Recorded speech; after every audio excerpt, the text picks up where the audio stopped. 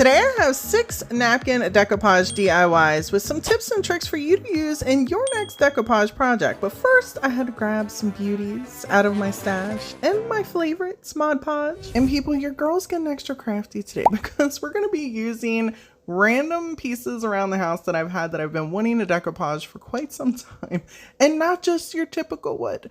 Starting with these bells. I have this beautiful ornate mirror right at my front door, and I like to hang something in the center of it. And I've been wanting to put a pair of rustic bells in there, and I just haven't found anything that I wanted. So I picked these up from Dollar Tree. They're both different, just so you can see the design. And we're gonna give them a nice healthy coat of this Dixie Belle's driftwood. This is a chalk paint, and I like to do chalk paints on stuff like this because I know I'm not going to be doing coat after coat after coat. It is going to take me one, and I'm pretty much done. I might have to do a touch up here and there. And because I'm keeping these, I didn't paint the whole thing.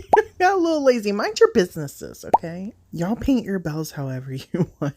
Now here's our beautiful napkin that we are using for the bells. And I'm only tearing out the little ornate design because that's all I wanted. And I just tore out 6 so I could put 3 on each bell. The rest I'm going to really kind of age in between those designs with the napkin. A little tip when you are doing something rounded like this, you can tear your napkin as you apply your decoupage. This way you will get a more flat application versus bunching in different sections of the napkin. I waited for these to completely dry before I started the next step, which we're going to kind of create that rusted look using these paints and a little sponge I just cut. And we're just going to dab this in different sections. You want to definitely make sure as you're going through that you're waiting for things to dry, whether it's a few hours or the next day, because a little tip, you should not use your heat gun to heat up the Mod Podge to rush the drying process.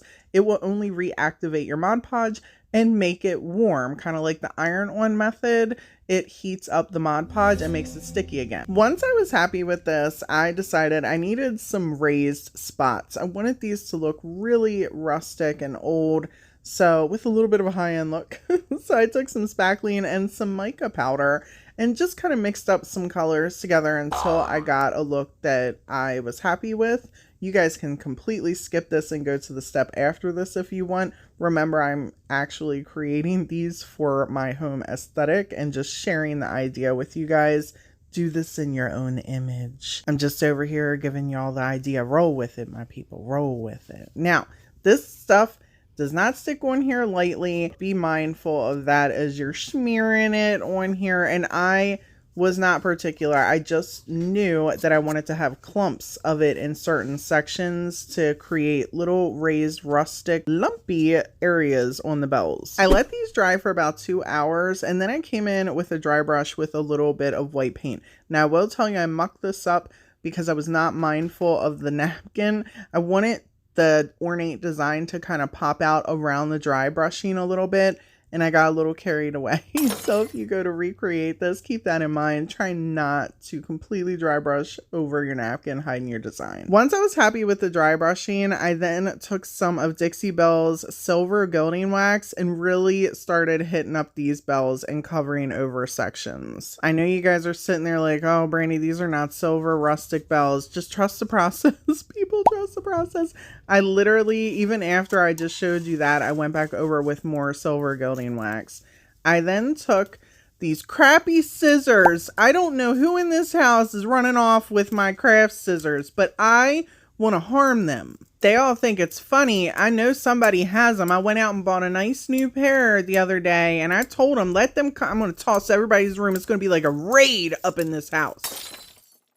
They better stop playing. Like, irritate. Anyhow, I took some of this Dollar Tree nautical rope and put through our bells and used some of Dollar Tree's metal ribbon and just pinched it around our top hoop area. This is going to help keep the bells in the spots that I want them in. And I also added a little floral decorative spot right above the top of the bells. If you want to put a clapper in the bell as well, you go right ahead at the bottom of the robe. I decided not to. I simply love how these turned out. For this project, you can use any glass piece that you want. I had this hurricane vase from Dollar Tree laying around that I had already spray painted with frost glass spray paint. And I don't really have a favorite. I just grab whatever's the cheapest when it comes to frost glass spray paint. We're going to be using this napkin right here. And something I never do is actually trim the napkin down with scissors around the design. Usually I kind of tear it or rip it, but for this I want it to be as precise as I could possibly get it. And in case you're new here, hi, my name is Brandi, and whenever I'm decoupaging a napkin, I recommend less is more. I try not to just coat huge areas and slap it on there and pray that it doesn't get wrinkly. I try to do little section by little section, and then I use a sponge, especially for something like this, because it helps curve it. And no, it's not a wet sponge, it is a dry sponge. I really like using this method because napkins are porous. And if you do put too much Mod Podge on, the napkin is going to have that seep through it. The sponge will catch it on the other side, and it will prevent any extra spreading, tearing, or ripping of your napkin. Another method you could use is like the cling wrap or saran wrap or whatever, and you roll it up in a little ball and then you can like move it all over the place. That will give you a nice smooth finish as well. But I found that if I use too much Mod Podge in a spot, it will actually rip the napkin when I'm trying to smooth it out. So this just works best for me. There is no right or wrong way to Mod Podge or decoupage, however you want to say it. You just do what works for you, and I'm always offering tips, tricks, and little things that help me along the way to help you possibly make better projects for your home, or to sell, or for gifts, or whatever. For this next part, we're going to take some yellow mica powder and some Mod Podge, and we're going to smoosh it all up together really, really good. I wanted to create this area on the frosted glass that kind of faded into the napkin and the frosted glass, kind of making it look like it's all just one piece. And I wanted it to be a little shiny, so the mica powder is going to give me that effect. If you do not want that, you could use regular paint and some baking soda, mix that together to still get a texture, use the same technique with a sponge and pounce it, and you can still do the fade like this. This would be super cute on a mason jar as well, and you could use with any napkin, any color really. And I took some Dollar Tree stamps that matched the napkin and kind of placed it in between. There was some spots I felt needed a little something to really kind of blend the napkin into the mica powder and the mica powder into the frosted glass. I grabbed this little piece at the thrift store because I really wanted to decoupage it, and it was like 70 cents. It was ridiculously cheap. Plus I thought it would look cute to like put a little cup of coffee on, or, you know, hold some trinkets. I just like the little piece. So no time like the present, people. We're gonna toss some paint on here because we do not want the blue to show through our napkin. Let that dry, and then we're going to take our Mod Podge and our beautiful napkin that we have here and rip out the section that we want to put on the little white part that we painted. For this project, I'm going to use Mod Podge's dishwasher safe product to decoupage this piece, just in case we do use a cup and we want to make sure we can clean it on up without having to worry about the water. This will allow me that worry-free freedom. And right here, all we're going to do is make sure that the Mod Podge is right on top of the section that we painted. And we don't have to worry about using any fancy tools. It is just a really tiny little spot that we're Mod Podging. So we're just using our finger to tappity tap, tap, tap right on here. Once this is dry, we are going to take another layer of Mod Podge and put right over the top of the napkin, and then allow that to dry again.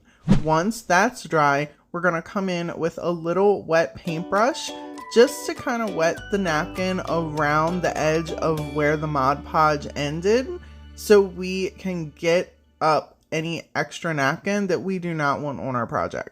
When I get to this part, I have clay tools that I will then bring in and kind of scrape around to make sure it is as precise as it can get, so it looks high end and not like I just ripped a bunch of napkin bits off and then there are still little weird end sections. I sealed this little gem with another layer of Mod Podge, and I think it turned out super cute.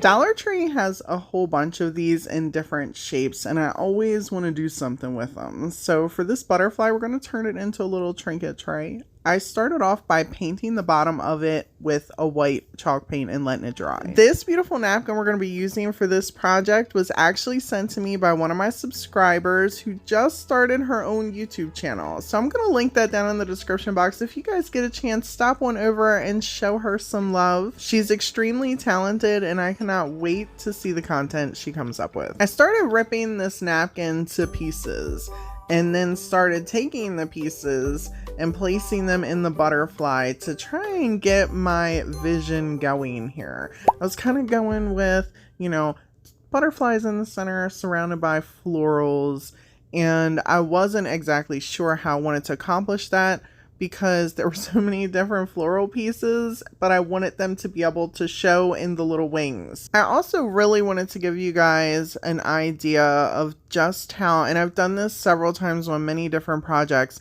but for something small like this, I wanted to really show you guys that you can still take a napkin and break it down into small sections to create one really nice unified piece of decor. I took the same principle here as I used on the little trinket tray we just did before. And I made sure not to have the Mod Podge all along the side. So once we had this napkin completely down on the bottom, we could come back with some water and our little clay tool, and we could trim all around the parts that we no longer wanted there. When I'm doing pieces like this, it can be a little time consuming because I literally go section by section and then I go right over the piece immediately because it's so small with more Mod Podge. When it's larger, I wait until it's completely dry because I am worried that the napkin as a whole will start to bunch in different sections. Don't worry about that so much when the pieces are this tiny. Once this piece was dry, I came back with a little paintbrush with some white paint and just kind of tappity tap tap tap on different little sections that I felt like the napkin, how it was ripped, kind of stuck out. So this way the bottom of the tray, it just looked like a whole bottom of a tray. There was just a nice decorative piece on the bottom and you didn't even know that it was a napkin. Luckily, I placed this just perfectly and there wasn't a whole lot for me to trim up. But again, I'm just coming in with the wet paintbrush and then I'm going right back over the sections with a little clay tool. And I'm just kind of scraping that to make sure the edges are nice and sharp and we don't have any napkin bits laying around when we go to put our final layer of Mod Podge on. For the little legs, I'm just taking these half little beads. Not that they really make difference. They're not giving it a whole lot of height here. It's more, I put little pegs on the bottom of it just for my mental note that I put them there to make it look more like a little tray. And to hide the little holes where the twine was, I decided to wrap this glitzy glam ribbon around the edge. And I really just love how this piece turned out.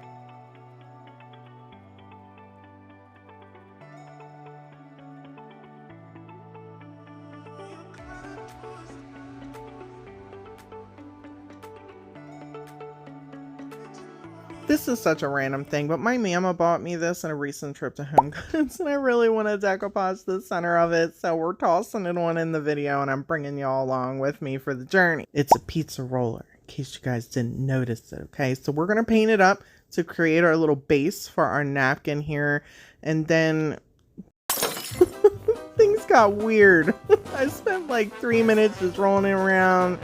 Yeah, I do weird stuff like that sometimes. This is probably one of my favorite napkins I decoupage with. I've hoarded a bunch to keep for myself because I just really like the bundles, like the floral bundles on this piece. And I'm really in the teal right now for some reason, like teal and like peachy orangish color. I'm really loving those with the gray and the brown grayish, however you want to say that. And I just decided this was going to go really well on the center here. And I'm using the dishwasher safe Mod Podge so this way I can wash it and it not be an issue. I did decide off camera to take one of Dollar Tree's little stamps and just put a little stamp right in the center there, and I sealed it. I really think this piece is just so cute and it adds a little something extra.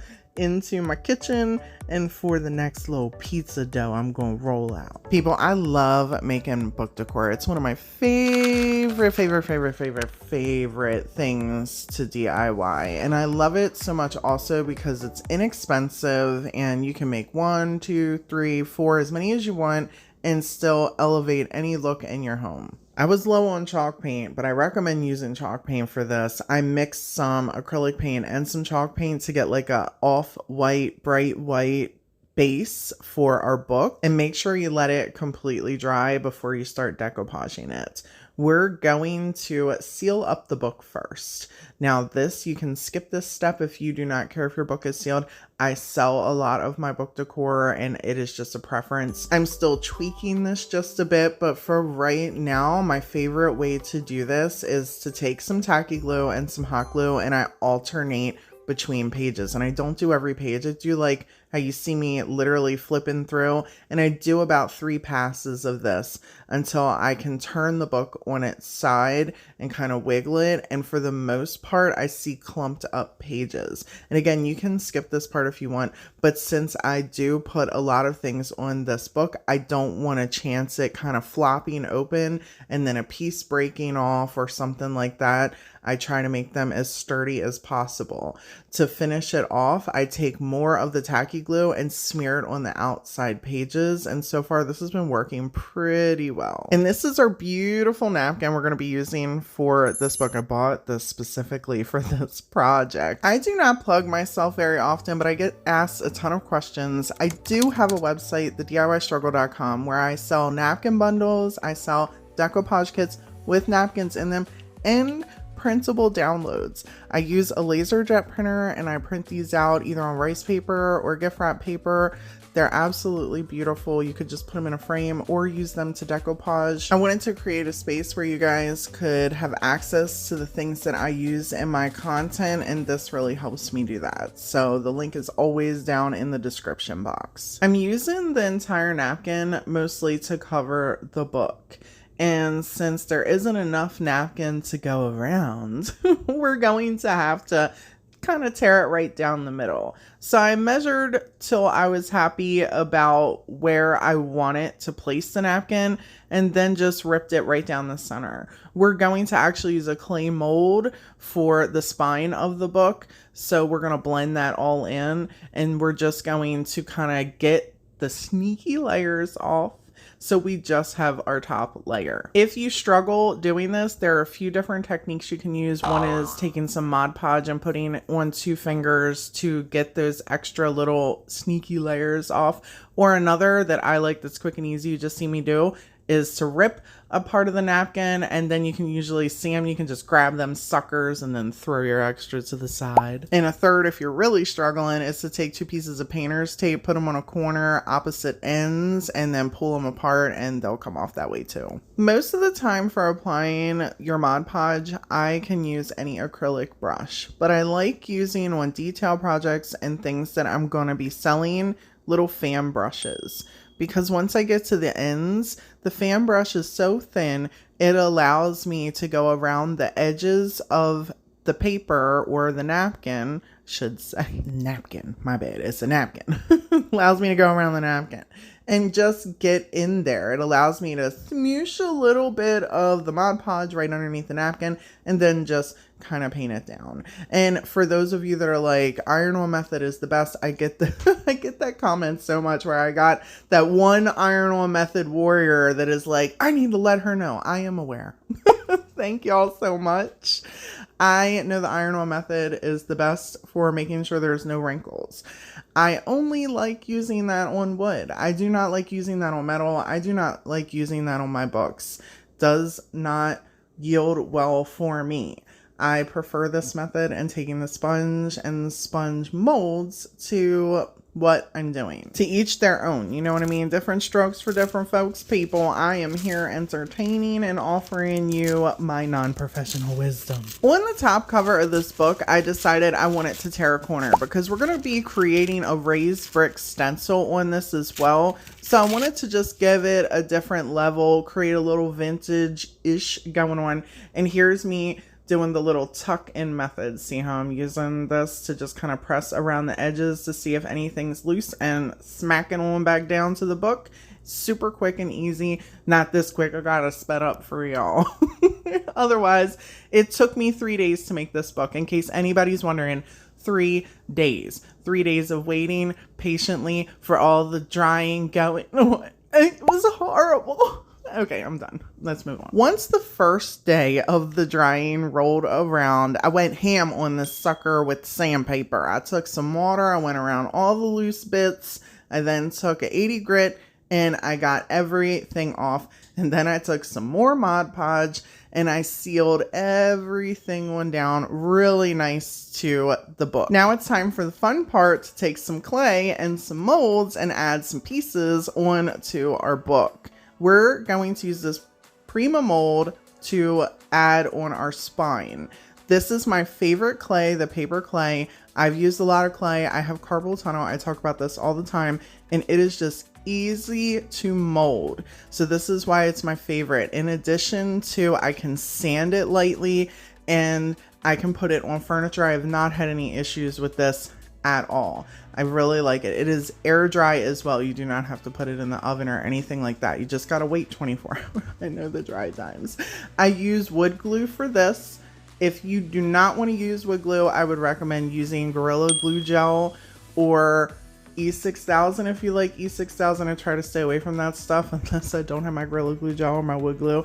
You could even use Tacky Glue if you wanted. That would probably yield a good bond. Don't be afraid to press this stuff down. Don't get wild with it and try and smush it. You know what I mean? But you can definitely like press it down gently. My mold, you can see, was not long enough to do the whole spine of the book. So I just added an extra little piece and I'm taking a clay tool and just kind of pressing it down so it just meets up. If you don't want to do this part, another thing that I have done is take little stickers to add to the ends, or you could take half of little beads, or you could use a stamp to put little stamps on the bottom. Since I have butterflies in the napkin, I popped out 2 little butterfly pieces to give it a 3D effect on the top of the book. And just in case you're wondering, everything you're seeing me use here with the clay tools, the molds, the clay itself, that is all down in the description box in my Amazon store. When I tell y'all I want you to be able to recreate the things that I make so I can try to make sure you have access to them, I am not kidding.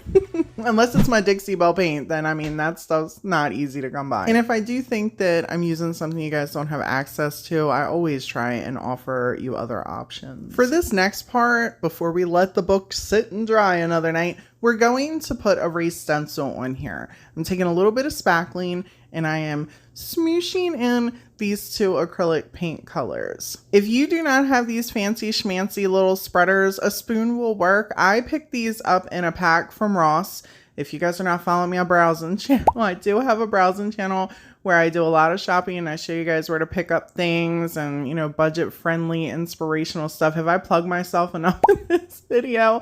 But I picked this up in a pack. It is super cheap. You get paintbrushes, all kinds of stuff. And Ross usually has these for $4.99. The stencil that we're using is like a brick stencil, and this I picked up in a pack off of Amazon. I'm not completely blending both of the paints together. I'm kind of just putting a little bit on one section and a little bit on the other section of the spatula, and then just kind of going over in spaces in the stencil to create an ombre effect. Feel free to skip this part altogether. I just wanted to add something extra, give you guys a little bit extra idea to kind of elevate your book decor if you like making book decor, or if you just want to hang out with me today. How many of y'all are just here hanging out with me?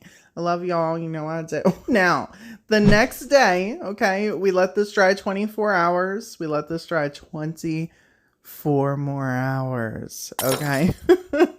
And then we're giving it a good test go. I'm pulling, I'm poking, I'm taking my fingernail, I'm digging it into different sections. I want to make sure that this is ready for me to do extras to it and to put a seal over it, so once I go to then sell it, I don't have things falling apart. I like using acrylic paints on the clay for intricate things like this because it absorbs really well.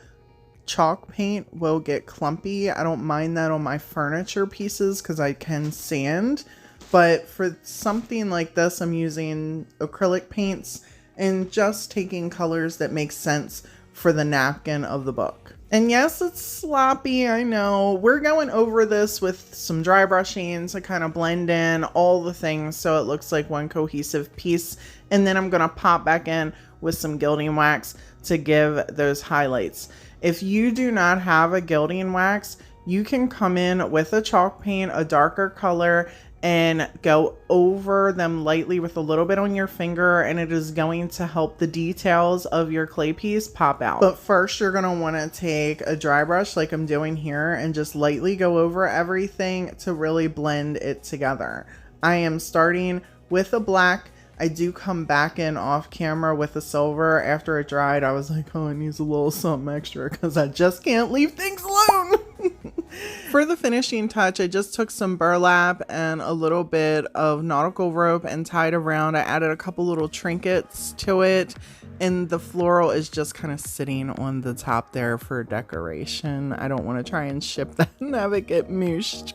If you're in need of more decoupage information or inspiration, I will link my decoupage playlist right here at the end of the video for you to check out after this one. As always, thank you all so much for hanging out with me today. You know I appreciate all of you, and until next time, bye!